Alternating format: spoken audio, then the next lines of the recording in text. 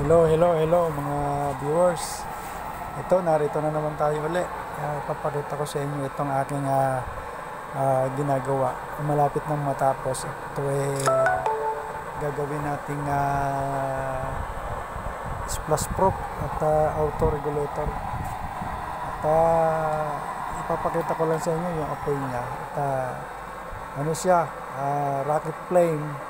Pwede siyang rocket flame pero lalagyan natin ito ng splash protection sa sinaing para hindi mag-fireball yung kanyang apoy pag masasabuyan ng sinaing.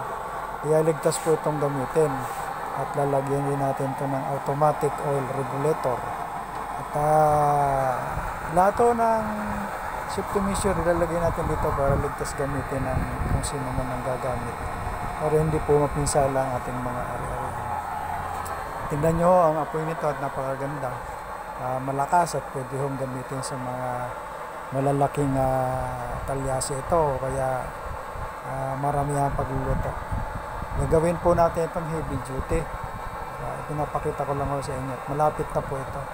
At yun lang po, maraming salamat po sa inyong lahat kung kayo ay makapanood.